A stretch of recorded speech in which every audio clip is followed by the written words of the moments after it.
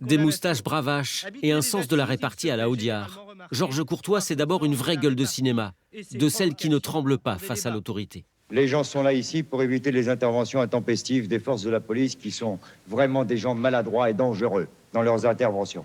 Ce 19 décembre 85, il comparaît en compagnie de Patrick Thiollet devant la cour d'assises de Nantes pour le casse d'une agence bancaire. Quand un ex-codétenu, Abdelkarim Kalki, surgit lourdement armé dans le tribunal, l'histoire prend une toute autre tournure. Et de vous en aller, monsieur Garin, je m'excuse, mais votre compagnie ne m'est pas vraiment désagréable, mais je suis obligé de partir. Avec son costume 3 pièces à l'ancienne, bleu marine à fine rayure blanche, ses rouflaquettes, il a une moustache, des lunettes fumées, il est là, un cigare dans une main, un flingue dans l'autre, en train de régler ses comptes avec la justice. Il fait le procès de la justice.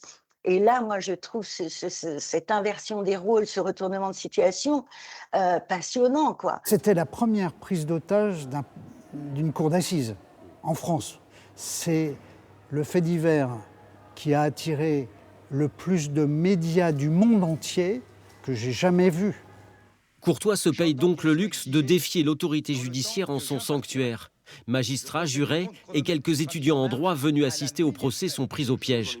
À l'intérieur, à la demande du truand, une équipe de FR3 filme en continu. J'encourais aujourd'hui une peine de 20 années de réclusion criminelle. Je pense qu'une peine de 18 années aurait été prononcée contre moi.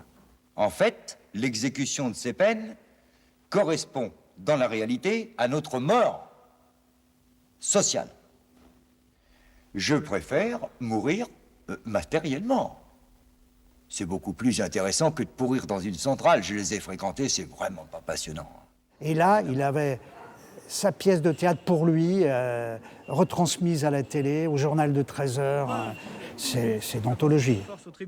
Il y a un moment complètement dingue, c'est que le Courtois a pris à un moment le code pénal du président Bayache et il l'a dédicacé à la leader un peu des étudiantes en droit en lui disant qu'elle en ferait meilleur usage que monsieur le président de la cour d'assises.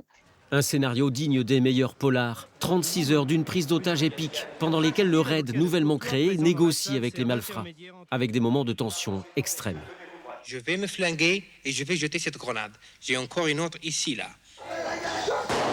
À quelques centimètres de nous, une balle a fracassé l'objectif de la caméra de la BBC. Il fallait voir que ses complices étaient lourdement armés, grenades défensives, armes à feu. Bon, c'était pas des enfants de cœur. Hein.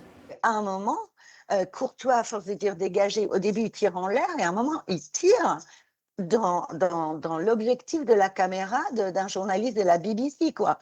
Et là, on est tous par terre dans la boue, étant sale et tout.